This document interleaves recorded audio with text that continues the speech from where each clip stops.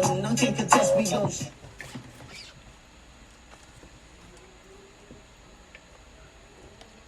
What's good, everybody? Welcome to the show. I appreciate everybody for coming through. I'm going to talk about BMF Season 2, a little bit about what's going on in Season 2. And B. Mickey, we saw he was in tears. Coach Cop, you know what I'm saying, headquarters, you know what I'm saying, because that head is bigger than the mug. He got all the damn, you know what I'm saying, troops up in that mug. Coach headquarters, Coach, you know what I'm saying, Cop, shady, milk dud head, done left this boy in the trunk like an old gym bag at the YMCA when you leave the damn swimming trunks in the bag and the trunk come out mildewed and funky. He come out the trunk in tears, find out, dear mama, mama's gone. That means war. You want to play war? I'm ready for war. You want to do this? I am ready for war. I need to follow the chocolate. So, you know what I'm saying? I think it is definitely about to be on. Before I go ahead, I give a shout out to the people that's in here live watching. I appreciate y'all. Was lead this dude in the trunk of the car. And the one thing that was interesting is that the narration was saying that just like Dope Boys and the cops, they neither one of them all good or all bad. So what that meant was pretty much, yeah, B. Mickey really ain't a bad dude. He in a bad situation where he came up in a city where he probably didn't have the best education or didn't take education seriously or have people to help him take education seriously, and probably got involved in the street life like a lot of people do, because it's the neighborhood you live in and you was broke and different things happen. Nevertheless, you know, he has killed people. He's been in the dope game, so he has done a lot of things, but then he is a mama's boy, love his mama. He does love his friends, and he did have love for Kato, but the love for his friends was stronger. Meech, he knew them longer, but it's messing with his head now that he knows that she was pregnant.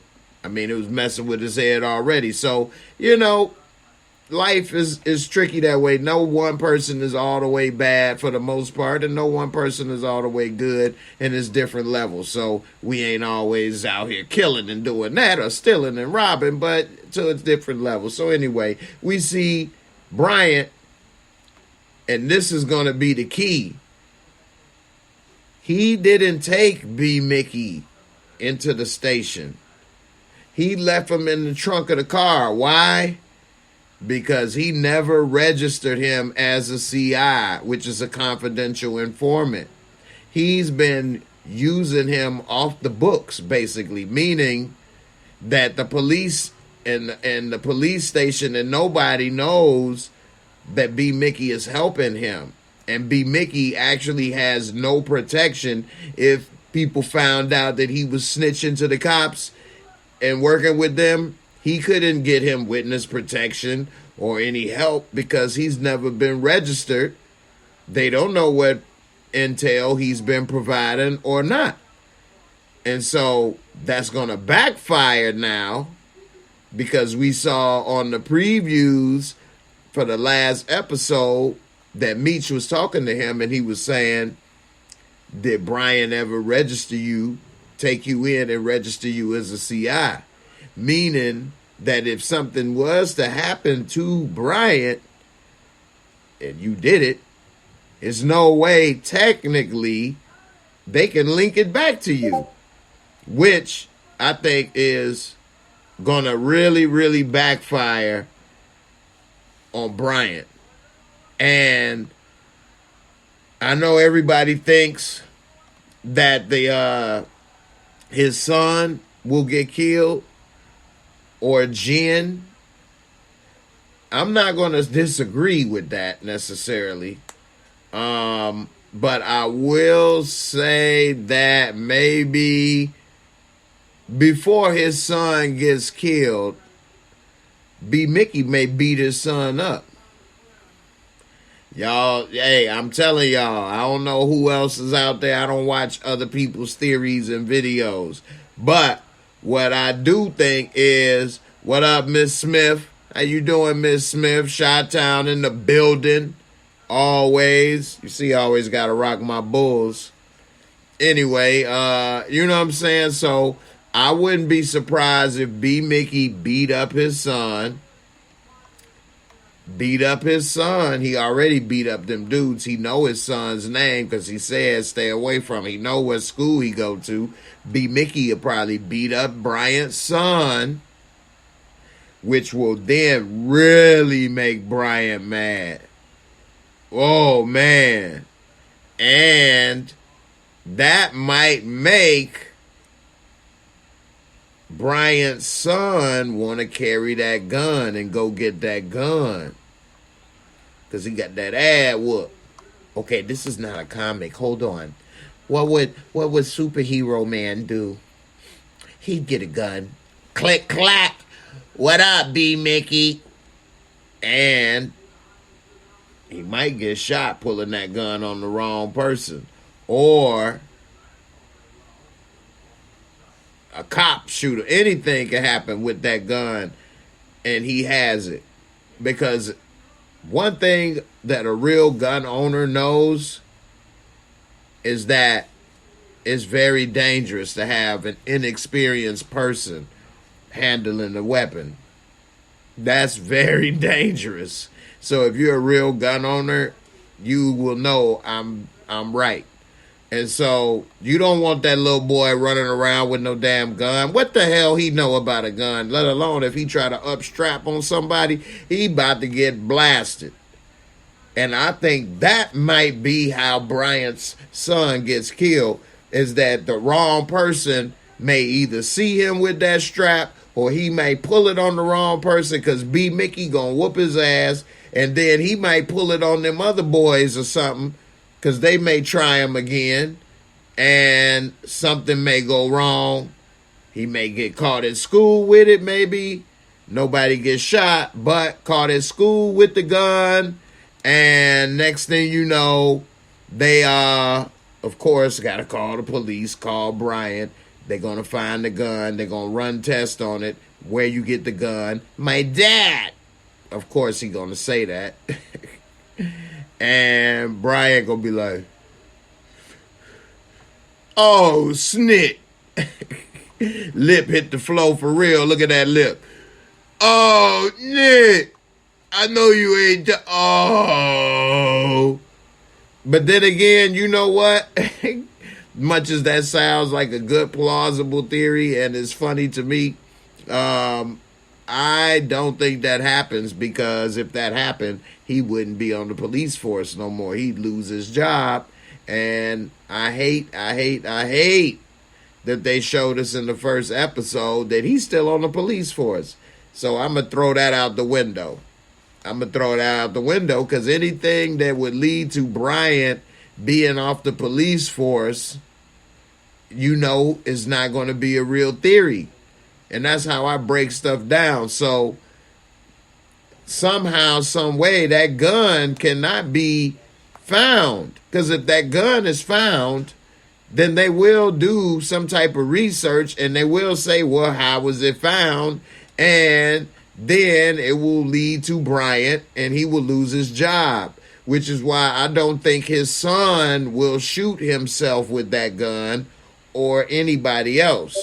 I know everybody keeps seeing the gun, and we all keep saying that, but you heard it here. I don't know how many other people heard it, but out of the few shows that I have watched and been on, which is very few, this is the first time I'm hearing this, and I'm saying it now, that nothing is going to happen with that gun with Bryant, and that gun would be Mickey, because if it did, then it would tie back to Bryant and he would lose his job.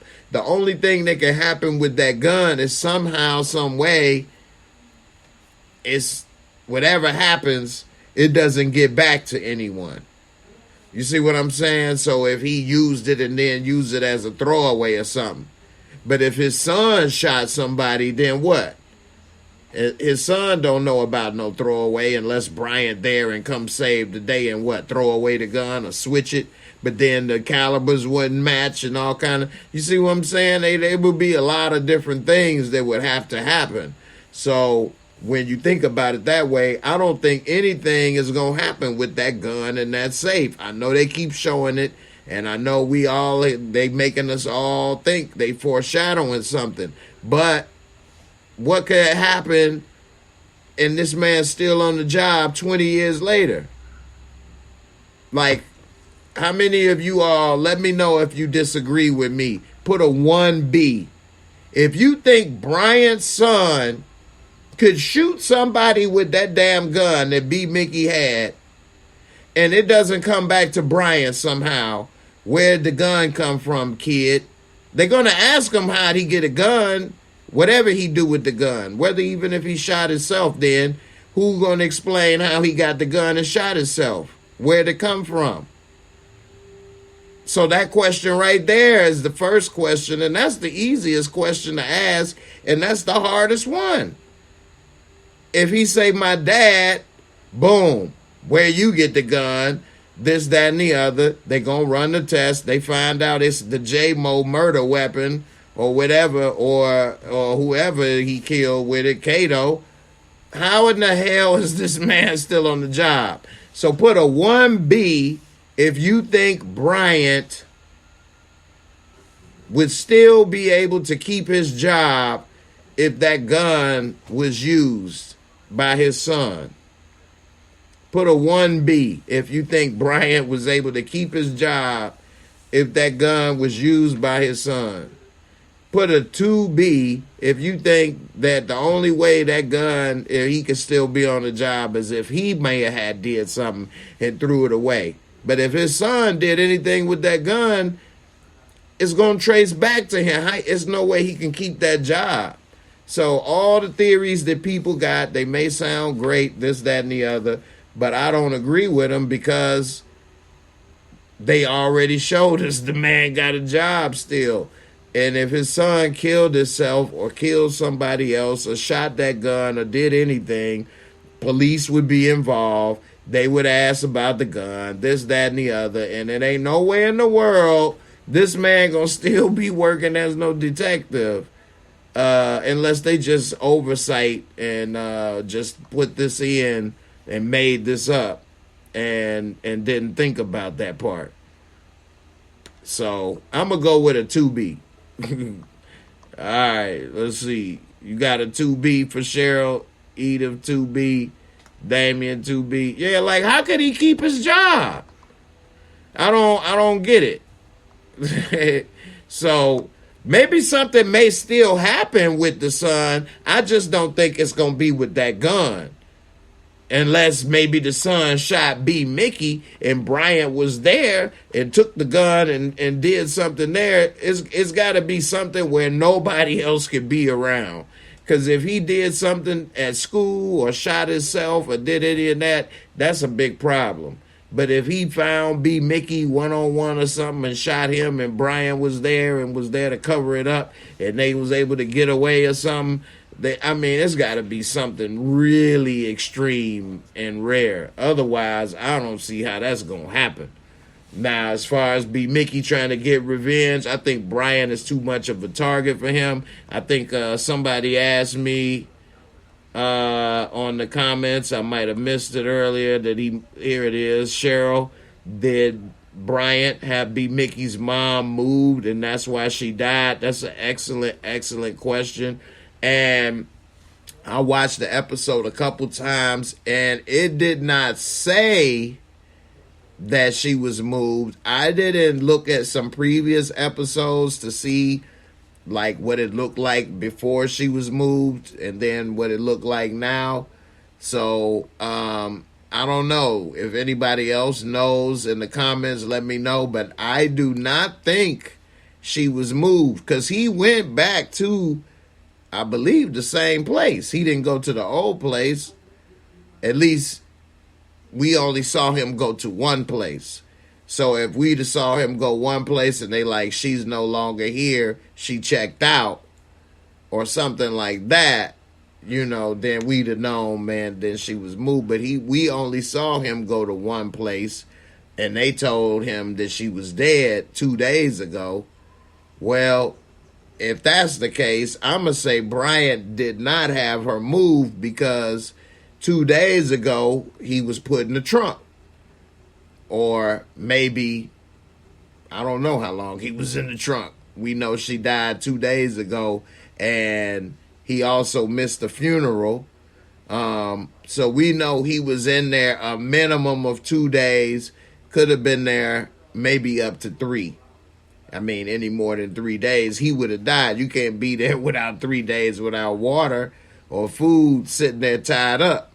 You could last, I think, in life, what they say, up to 7 days without food. You could live, but I think you can't live more than 3 days without water. How long can you live without water? I know everybody here is a bunch of smart people. Y'all let me know. How long could he have lived in that trunk without water and food? So I think he could not have been in that trunk more than 3 days, or his ass would have been dead too. Bryant almost probably killed him if he didn't figure out to get out of there eventually. So I think that she wasn't moved, and that it's just that she was so sick. It's just coincidental that she died then, and that that's what make it so bad, is that she was like so touch and go, and every day was precious, and taking even a day or 2 days away turned out to be very, very precious, because she died.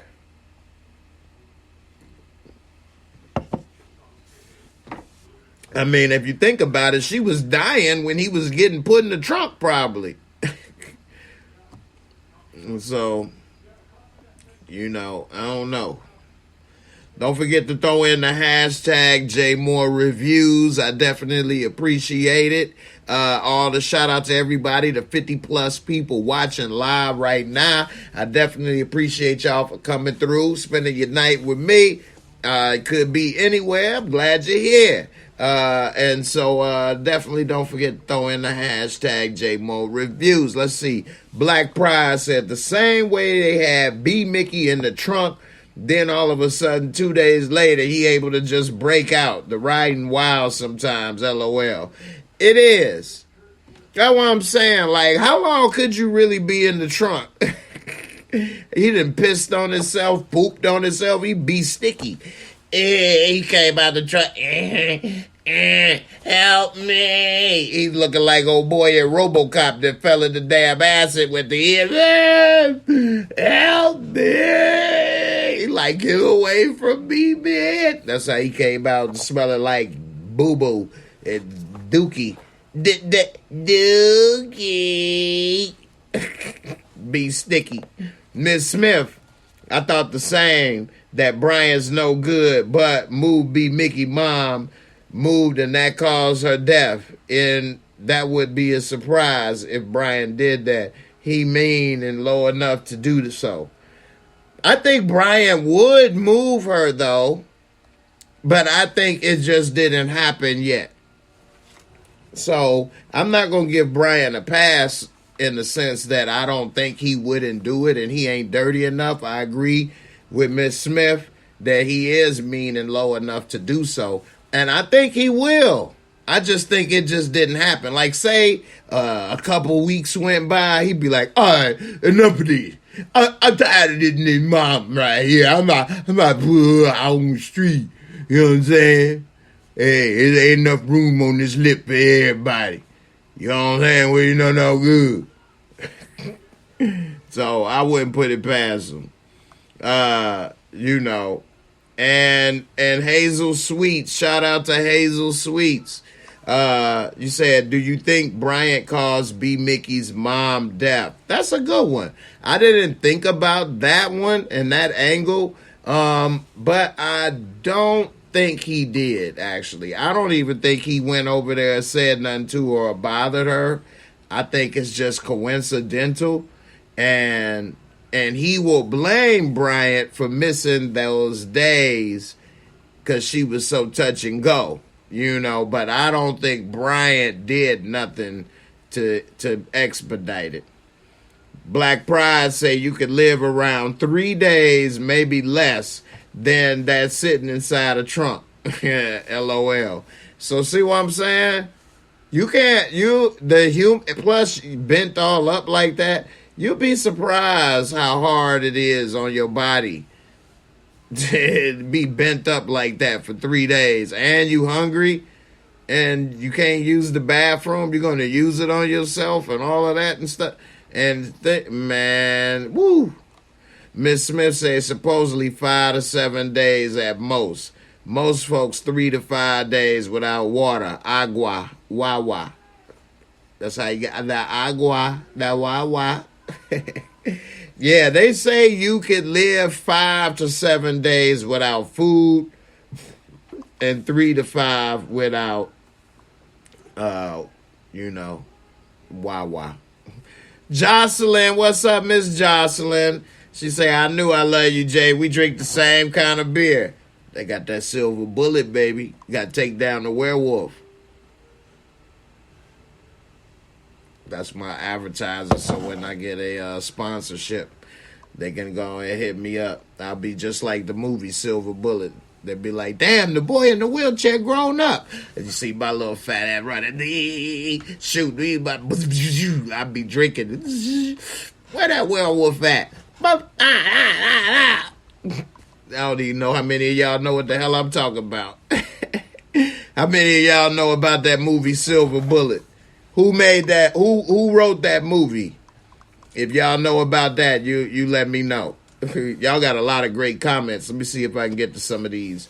And then y'all put in about Silver Bullet. Don't Google it. Malik say about a week without water, but you can go indefinitely without food. Just ask Gandhi.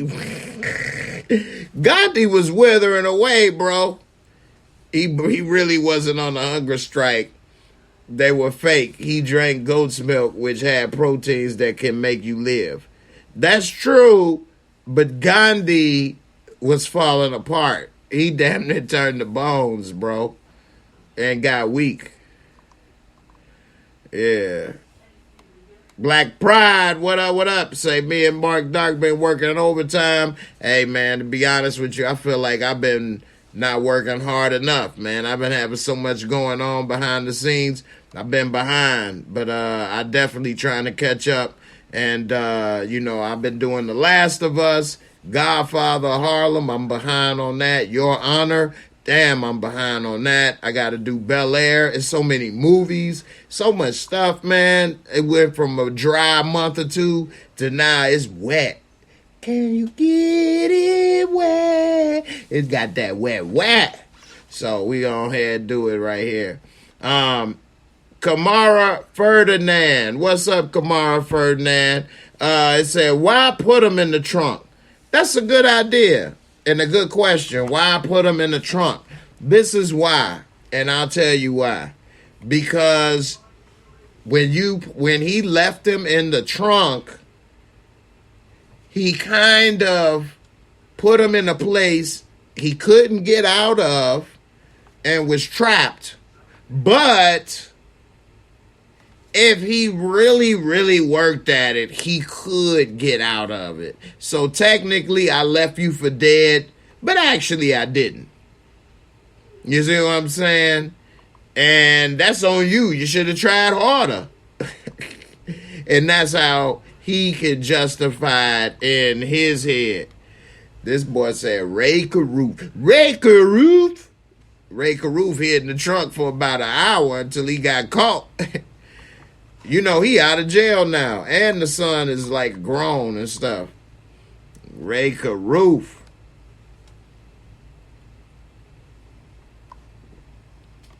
All right, man. So much happened in this last episode. See, I'm getting liquidated over here. What beer y'all drink? Let me know in the comments what beer you drink. And I put it up there. If you don't drink, let me know what you do like to drink. Hey, everybody don't have to drink an alcoholic beverage. Anyway, all right, I'm about to talk about that's right, that's that twister right there, Mr. Jones. Get away. So the other thing that I really liked about this episode was the way Meech operated. Meech operated like a boss the entire episode, and I really, really, really, really love that, man. I really love that about this episode, man. There's so many people that say they a boss. I operate like a boss. I'm doing this. I got this, that, and they don't. They're not, man. And it's just so many things. It's just sad, you know, and it was just a beautiful example of seeing that. Like, one way you can see some people, like, if you don't see somebody really recognizing that, like, man, woo. But then some people will glorify like a Tariq. Tariq and Meech are the total opposites. Like, you see a sneaky, conniving, backstabbing person.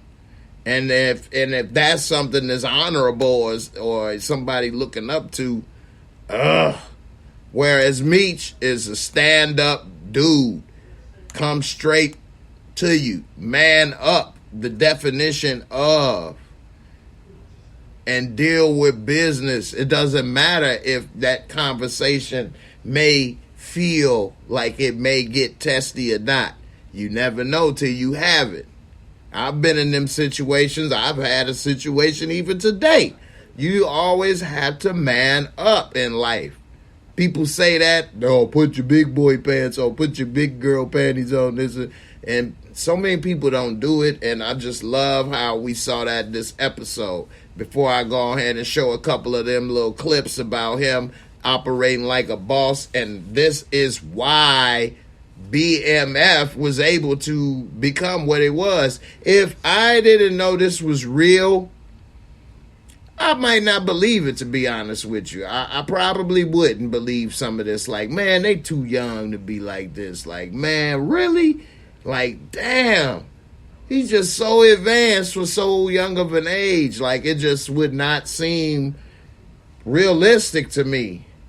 But this is true, and that just is like, wow. This is like a wow to me of how he was able to do this at such a young age. His wisdom and his maturity level is off the charts. You know what I'm saying? If this was like a Mortal Kombat and you looking at his stats on the back of the card, you know what I'm saying? He may not have high in power. He ain't the biggest and the buffest, at least not then. Or he may not have all these other attributes, but charisma and, you know what I'm saying, the gift of gab and being able to, you know what I'm saying, handle these tough conversations and difficult individuals, that would be off the charts. You know what I'm saying? So, you know, definitely love this one right there. We got Juan Blaze up in here, Coca Bud, Sweet Tea for Queen Brielle. Black Pride don't drink beer. Got the Henny. That's what I'm talking about. I got the Henny up here. Coke Zero for Edith. Got the Absolute Vodka, baby, with a slash with lime and a splash of OJ for Stephanie. Hennessy and Coke, Cheryl. You see, I got the hen doggy dog right there behind. When you come over, we gonna have a shot, all right? You know what I'm saying? So, you say Uncle Sam. Uncle Sam Adams. Dame Kenny. So, you know what I'm saying? Meech, man, it says, Share My Love said, Meech looks at every opportunity. Charles will be indebted to him now. I agree with the first part. I don't think that, though. I disagree with you on the second part. So, I do agree that Meech sees every opportunity and looks for every opportunity. I agree with you 1,000%. But I don't think Charles gonna be indebted to him because Meech ain't a snitch, and he won't tell his mama what's going on. And him and his daddy barely see each other now, so he won't come over there like, all right, you owe me. Like, it's nothing his dad could do for him. He got more money than him. He don't live with him. He don't need nothing. The only thing I can see him doing is if they have a conversation and he'd be like, even though he don't really need to do this because the mama won't meet you around. It's that Charles was the one that kicked him out. So maybe he might be like to his dad, hey, can I come to the Sunday dinner?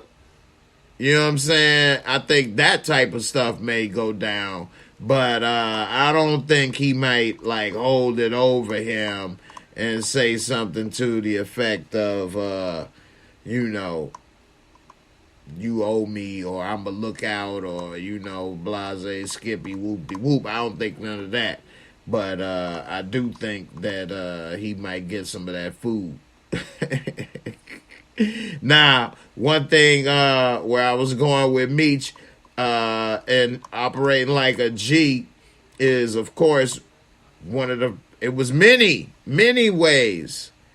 In many ways, this episode, which I really liked. So, of course, speaking of old Chuck, ready to, you know what I'm saying? What did he say on Kill Bill? My name is Chuck, and I'm here to got the pussy wagon.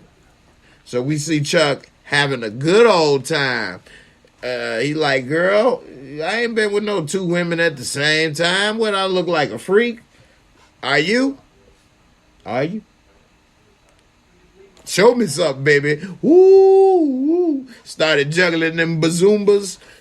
Digga, digga, digga, digga, digga, digga, digga. Motorboat. Chuck ain't know what the hell. He done had only missionary for 20 years. He like, oh my God, I ain't had it from the back, from the side. You shaking them things. I got two at the same time so I could put it in one, take it out, and put it in the other. And then take it out and put it back in that. Oh my.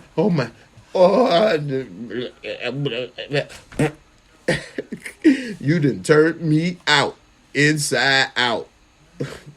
Upside down. Girl, you turned me. So, Chuck having a good old time. But he knows how he's operated. He knows that he's carried himself as a man of God in his house. Nothing wrong with that. And I'm not going to say because he looked at some big old, bucket neckies, that don't mean that he ain't with God. I mean, every time he looking at it, he's saying, oh my God. Oh my God. Oh my God. I mean, he getting more in touch with the Lord than ever before. I mean, how many prayers he's saying now? He's saying more prayers than ever before. So, ain't nothing wrong with that. I'm saying that he been telling his kids and raising his kids. And see, this is one thing about kids. They don't understand as a parent and as an adult. We are trying to teach you the right way, and we want you to do good in life and better than us. Even if we was a billionaire, we'd want you to do great things still. That's just the role of a parent, how you would feel. But if I'm telling you don't smoke, that's because I know that smoking is not good for you and this, that, and the other. How do I know? Because I have the habit. But that doesn't mean that I'm a hypocrite. I don't want you to have the same habit or issues that I had. I want you to do better. So that's something sometimes kids don't understand. They may see this and then they get older. You tell me this, but then you do it too. Where'd you get it? I got it from you, okay, Dad? I got it from you. Parents who use drugs have children who use drugs. Just say no. corny. So Meech handled it like a man. He didn't fall into that. He saw Pops. Pops got scared because he thinking, oh, snap. He about to snap. All this stuff you've been telling me about, be a better man, church, women, drugs. And here you is in the same exact spot I'm in. Smile on your face.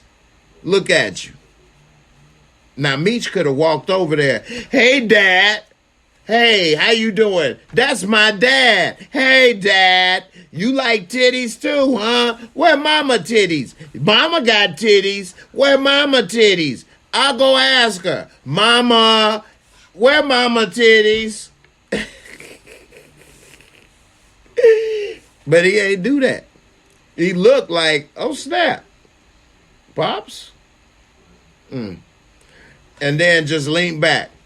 The dude he was with didn't even know what just happened.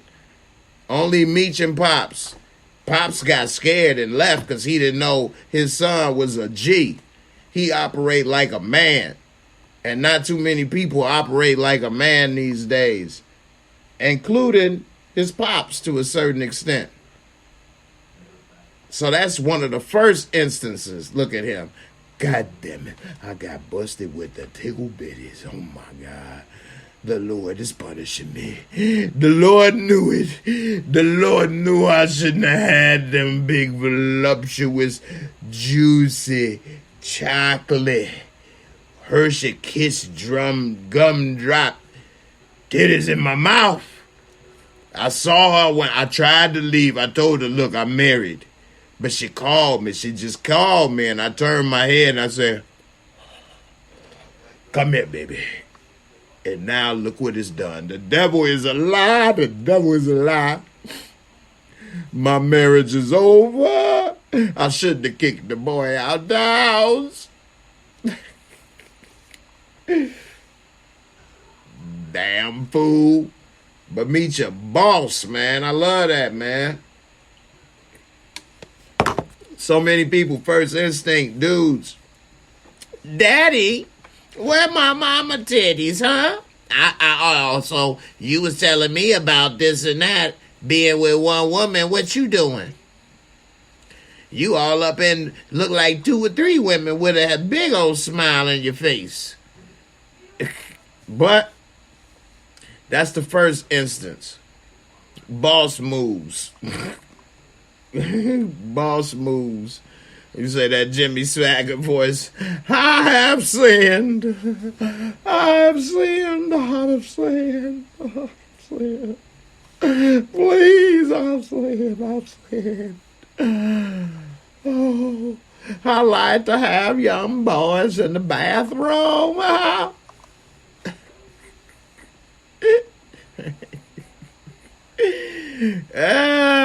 So, I don't know, man.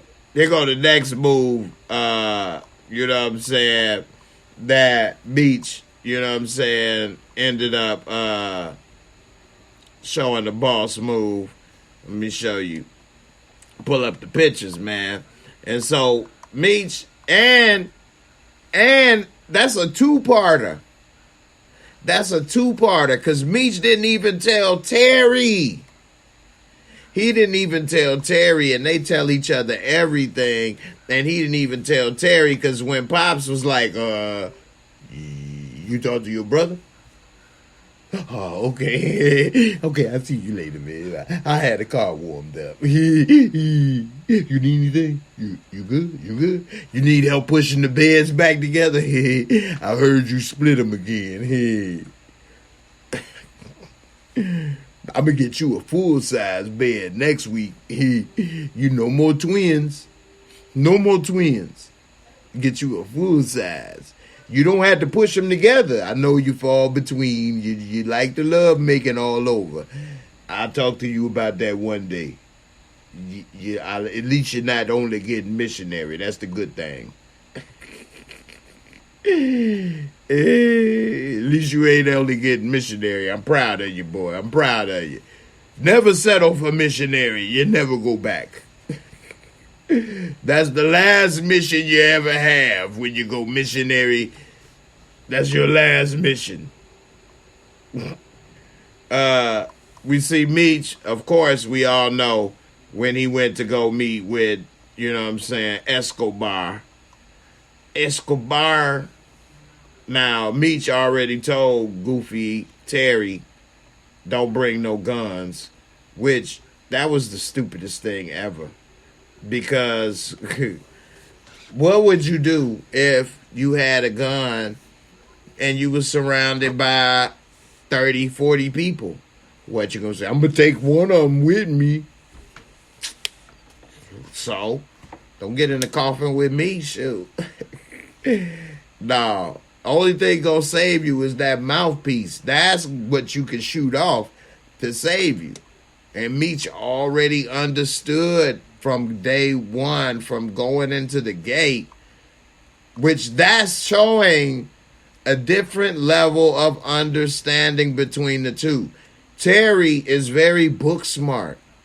And sometimes book smart people get on my damn nerves because they think they know everything. They don't listen. They think they know so much because they learned and got some good grades and turned in they got dang on homework. So what? You can do homework.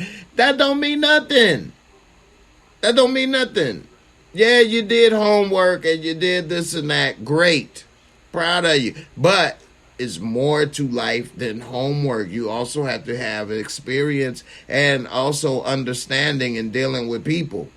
So Meech may not have had done his homework in school, but he mastered his homework in life, which will get you farther than those A's sometime in school. I know some people that was on the honor roll and doing good and had good homework. And let's just say I know myself and a lot of other people that weren't doing all of that have done better and have had more financial success, I will say, in life than those that did all of that. So I don't know. Sometimes people do it for the love, whatever the case. Anyway, Terry thinking he know everything because he so book smart. He thinking, well, you don't go into this without a gun. Whereas Meech has already realized the game and his smart master level, you know, person of the streets. Whereas Terry is a rookie. He just stopped doing homework, literally. So, no, he's not a rookie completely as far as dealing with the dope game. He's a pro. So I'm not going to say and downplay Terry that low as in he's a complete novice. They are close. I'll say they are very close in their level of the game and of life. But Terry will excel in the numbers, and that's where you can start to see that now, which we will later learn that is what he was kind of doing, running the business and the numbers. And Meech was making the connections and making everything happen. Now, you can always say which come first, the chicken or the egg. Who's more important? The person that's making the numbers or the moves, or the person that's getting the connects and actually making the things come together? You could say that person is making the connects and making things come together wouldn't be able to keep it all together if you didn't have a money man. But you could say the money man wouldn't have no job if the person didn't bring all the stuff together. Same thing with who's the reason why they fell apart. Meech, the flashiness, the connections, or Terry with the money, the ledgers, the bookkeeping, the phone records, brought them down. You know, so, but Meech may have brought the attention. Nevertheless, we see that he was smart.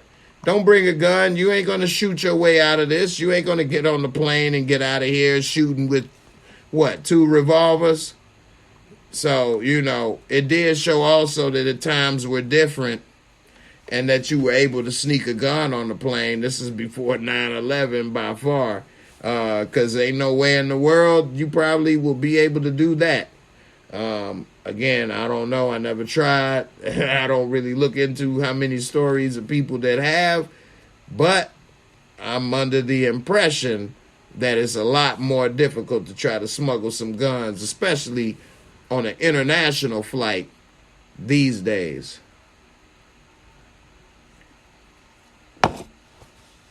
Anyway, we see after he already, one problem Meech got is that gift of gab is an amazing tool to have in life. But when you know that you have it, it can also backfire.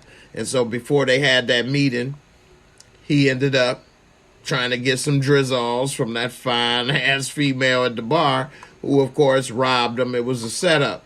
And they learned everything about him. Well, again, Meech able to talk, and they put him in the pool, bucket naked. I thought he was bucket naked, but it turned out he did have on some trunks or some type of drawers.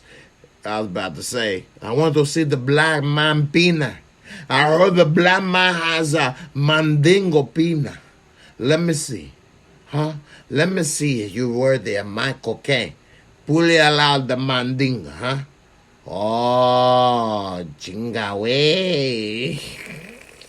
Hey, the story is true. Okay. They call you Meech. You have a lot of Meech left, huh? Anyway. We see he get in there. First of all, a lot of people may have been caught off guard, maybe, or may have not realized, or maybe a lot of people did realize it, and I'm just thinking maybe they didn't. But this is a life or death situation right here. Like, this is his death right here. He's going to die, both of them, right now, depending on how these questions are answered. Like, that's what's going on right now. They got you stripped down to your most vulnerable state to make sure you're not wearing a wire, so they know nobody's hearing this. Nobody knows you here. They could either drown you, kill you. They could do whatever they want to do with you based on how this goes. And what can you do? You literally stripped down to your, you know what I'm saying, nothingness. You know what I'm saying? And dude was even pissed. And then the whole conversation started off bad because, you know what I'm saying, K9 cousin was selling Meech out, telling all kind of fake info so that he could be the connect and make Meech pay the K9 bill and get rid of them. So, for one, that right there is a hell of a spin. A lot of people might have held that information in their head and thought, oh man, he set me up, but not, try to negotiate or play that card. But Meech let it out on the table there. I ain't with dude. I came here for me. I'm coming here to you like a boss, like a man. I'm here to work. And so dude, when he hearing that and looking at dude, that's impressive to a person that operates like that, And so when he looking at Meech coming at him saying that, and then Meech saying he want 100 bricks, he like, no, I got 300 for you. So, yeah, that was supposed to have been K9's if K9 was supposed to be doing what he was doing. But that don't mean he had to give it to Meech. Yeah, he don't want to let it sit there and not move it.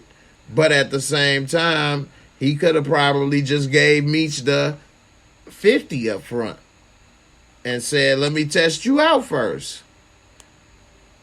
You know what I'm saying? I mean, yeah, he want to move it, but I mean, look at him. It ain't like his electricity bill gonna get cut off. You know what I'm saying? So I think he'd be all right and he could survive a drought or survive a little bit of longer of not moving his product than to just jump in the pool, jump in the deep end, literally, with some dude that he don't trust, let alone 300 keys. Like, that's so much money. Like, even if he was getting it wholesale back then, let me see. I'm about to pull out the calculator for that. At 10,000 a key back then, at 300, you looking at, what is that, 33 million? 300, 3 million? I got so messed up. I gotta put on my glasses, y'all. I'm getting old, man. The doctor said I needed some glasses. I'm getting old. Yeah. Hey, Tim Simmons. Shout out to Tim Simmons. He said this scene reminds me of Power with Lobos. That does. And, of course, these are both written by the same people. And these shows do have a lot of similarities. So I wouldn't be surprised if that was done on purpose to try to maybe put something similar like this. Because, of course, we don't know if this is how they actually met or not. So maybe not. So I wouldn't be surprised if this was something they figured would be cool as a way to meet. I think it was pretty interesting and cool. So good way to point that out. Shout out to Savannah Rivers. Black Pride said when Meech was like, I'll pay the $20 million out my profits, I was like, yeah, Meech different. To put the debt on his shoulders to secure the weight. Hey, that's a great point right there, Black Pride. First of all, 20 million ain't no joke, even today. First off, 20 million is real big money today. Back then, and what is this, 1988, 1990? 20 million, that would probably be equal to like at least 60 today. And he said, I will pay that debt out of my profits for a dude that they want to kill. Yeah, he's different. That's boss move operations right there. Because he didn't have to do that. But he know K9 was a mentor to him when he didn't have to do that. Although K9 was kind of not the best mentor, let's say it to be that way, to say it nicely, I wouldn't hire him for lessons on how to run my YouTube channel, okay? But let's just say that he did get some connects. He did learn a few things, did pick up a few things. Meech is like a sponge, and although they weren't together long, because of being there and in that position, he was able to meet the connect and be in a position to get where he is now. So in reality, if K9 would have never embraced him and had that mentorship role, Meech would have never known about the connect and the money and all of that going on. Never known about how to meet, none of that. And so in a way, he didn't have to. That's about men and operating.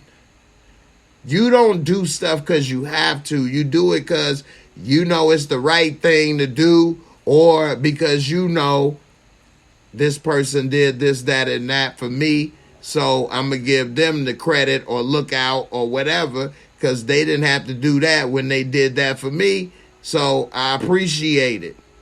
A lot of people don't show appreciation no more when somebody mentor them or look out for them or do whatever. They just bounce or be like, oh, well, whatever.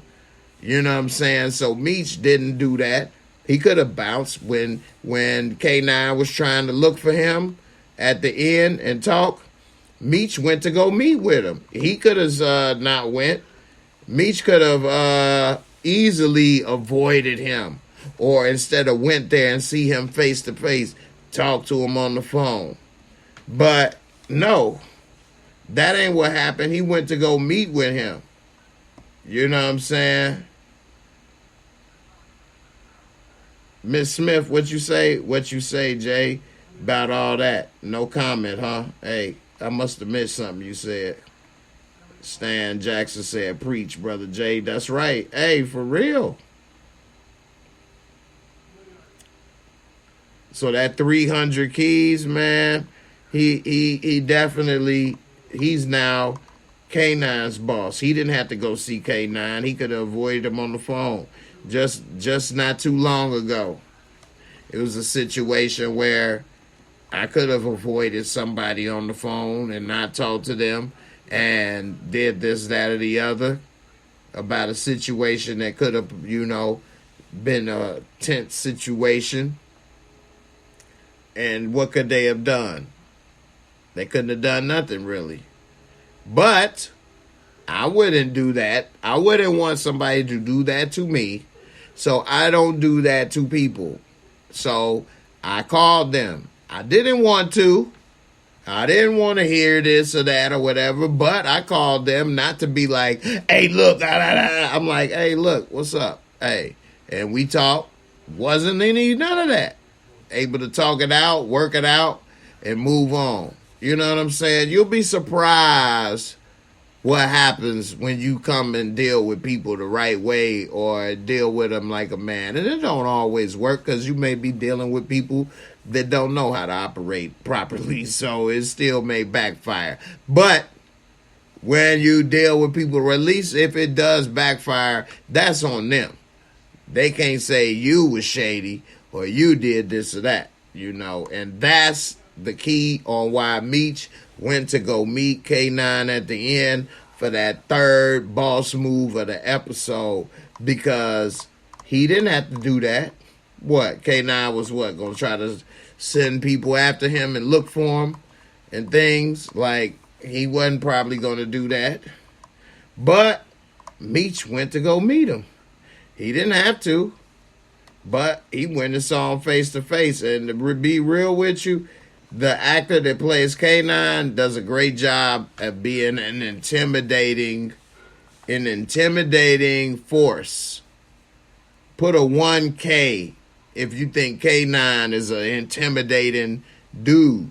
Like the way he carries himself, the way the actor is portraying this dude. He carries himself as like a dude you don't want to play with. Like, I ain't the type of person that's going to say, oh, I ain't. Like, I'm not afraid of anybody. I don't fear any man on earth. That's true. But I'm not stupid. I don't mess with people or do certain things because of this. I'm not afraid, but I am aware, and you know what I'm saying? I'm not going to put myself in harm's way or mess with a psychopath or somebody like that if I didn't have to put myself in those situations. You see what I'm saying? So it is what it is. Anyway, he walks up to dude and meets him straight toe to toe, eye to eye. And K9, I mean, come on, man. This dude shot his own mama in the head and said, get your ass up and give me some more food. Pretty much. What? Okay. What? Oh, God. What? What? Come on, man. I mean, that's gotta be TV. That couldn't have been real. And she back bandaged up. Here you go, baby. I wouldn't even want her to serve me food. She putting battery acid in my damn food. I got a little something for your ass. You bust my head. I told you my head hard. I'll put a little period blood in there. Ooh. I'm going to bury your drawers in the backyard, and I'm going to take your belt. I'm going to take your belt. Uh-huh. That'll do it. That'll do it. I'm cool. Wicked women putting period blood in stew. Don't that make the stew witches brew? Anyway. You know what I'm saying? But Meech went to go see K9, a.k.a. Psycho. Shout out to Michelle. K9 is a psycho. He is. I agree with you, sis. He is a psycho. I mean, who in the... Of course I can't. I ain't even nowhere near on that level. But just imagining just shooting any woman or man, but a woman, let alone, that's not like coming to kill you. If a woman coming to kill me, hey, you put yourself in the damn kill box. But that's for anybody. You got to defend yourself. But he shot a woman that's just walking around, may have talked a little something in the head in front of everybody, and then talking about, man, let's go get this money away. Forget her. Dude is a psycho sociopath, and wow, he's not very rational. I agree. Shout out to my man Reggie M. But he know where that bread is buttered, baby. And when Meech went to go talk to him like a man, he did test Meech to see what Meech was gonna say. Now Meech did go with backup. He had the PA boys and Terry just in case, so he wasn't just completely, you know what I'm saying, naked. I give him credit there.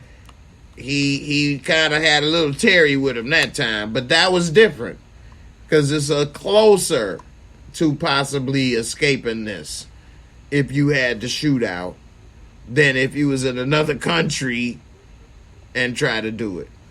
Nevertheless, we see that he went toe-to-toe, talked to him, and K9 knows that he owes Meech. But he tried to test Meech to see if Meech knows that he knows he owes him.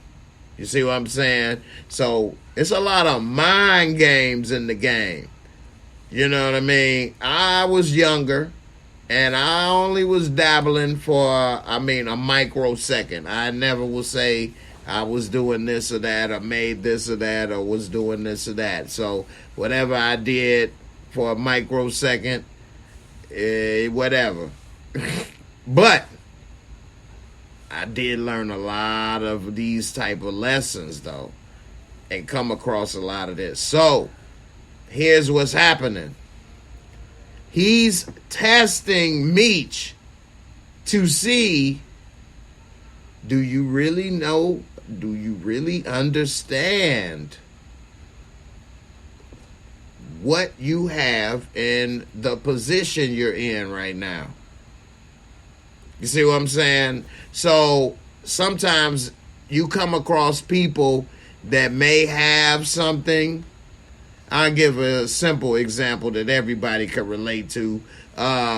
You may come across, for example, the antique or something, or at a flea market or at somebody's yard sale, and they selling it for $10, but before they didn't have a price or whatever. So you walk up to them and like, oh yeah, I like this, what it is. Now you know that that's worth money and it's valuable, but it's no price, and you don't know if they know. You see what I'm saying? So you don't want to be like, oh my God, you got this and it's worth such and such. How much? Oh, such and such. So you see what I'm saying? You go up and you be like, oh, okay, this is nice. Yeah. How much is this? This is, all right. How much is this thing? Oh, $2. Inside you.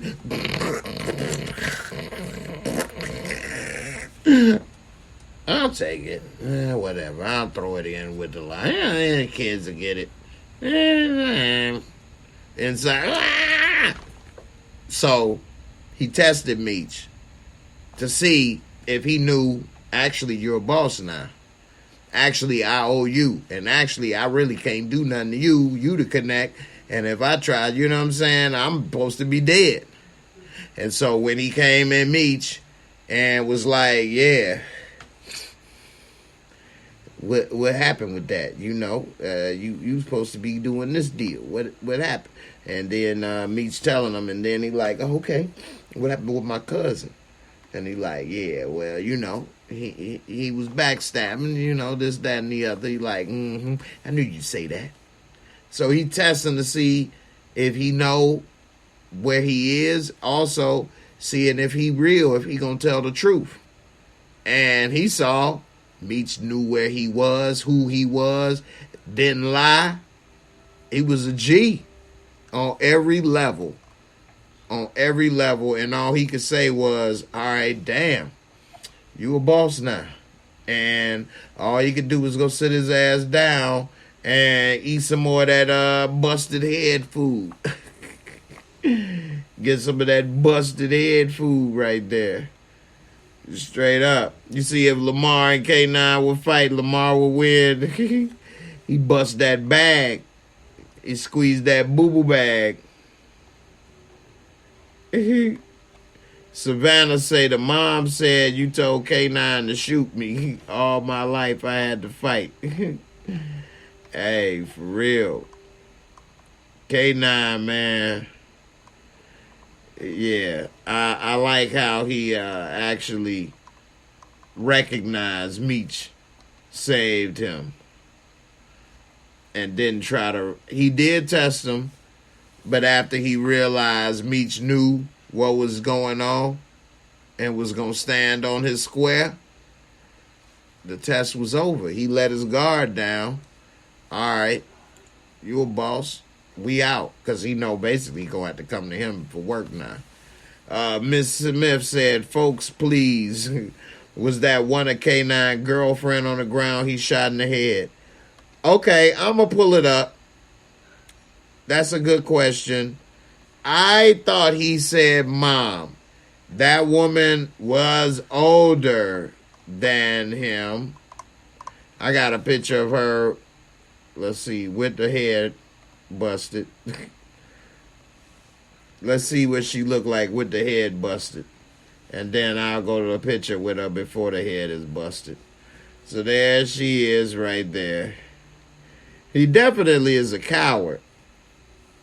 Shooting a defenseless anybody, especially a woman, is just horrible. Now, they did say, well, the mob say, no women, no children. I mean, damn. He bust this woman in the head. Now, some people may think this is auntie.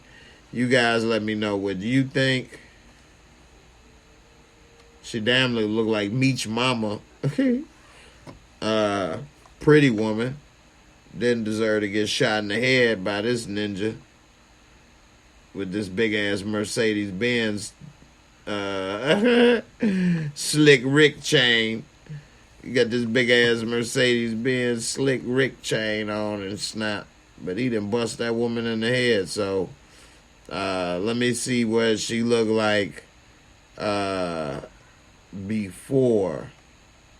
Now, Teresa said, he said, you just shot Aunt D. Which I did hear them say that. That's what the cousin said. But I was thinking the cousin called her an aunt. Because that's his auntie. Which means it could be K9's mama. Am I right or wrong? Because if my mom, sister, if my cousin shoots my mom's sister, that means he shot my auntie, right? Because my cousin and my auntie. So that's what make me think that's the mama. Exactly. You know what I mean? That's what make that more crazy. Because he said you just shot Aunt D. Like, dude, you just shot your mama then. Unless they have multiple siblings. The mother had multiple siblings. And that's just one of the aunts they call Aunt D. But it wasn't his mama. Which could be possible. Exactly. Or another sister. That's a simpler way of explaining what I said. The silver bullets got me. I see, didn't nobody know what movie I was talking about, huh? when I said Silver Bullet. None of y'all saw that movie, Silver Bullet? So, we'll see. But this dude is nuts, man. Who's more nuts? Y'all let me know what y'all think. Who is more crazy? K9 or Kanan? Y'all put it in the comments. Put K9 or Kanan. Remember, Kanan smothered that old woman with a Jesus Saves pillow after bringing the groceries in. I mean, come on, man. Come on. That's pretty bad. Pretty bad. Now, we did say K9. I mean, well, yeah, K9 is crazy by shooting that woman in the head. His aunt or his mama, whoever that may be. But smothering the old woman with the Jesus Saves pillow. Wow.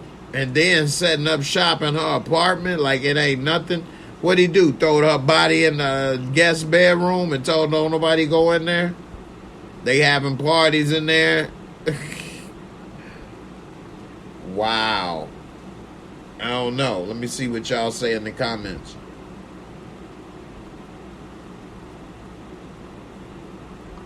Let's see. We got... Now, y'all really like this one. You want a silver bullet? All right, let's see. We got... Nelwyn said K9 shot his mama. We got Taji Lyle said K9 easily. Black Pride K9. Savannah K9. Edith Kanan. Stop shouting K9. Tim Simmons Kanan. Cheryl Kanan. K9 would have killed Tariq. Well, yeah. I wish he was on that show. I can't stand Tariq. I call him Tariq. T-A-W-E-A-K.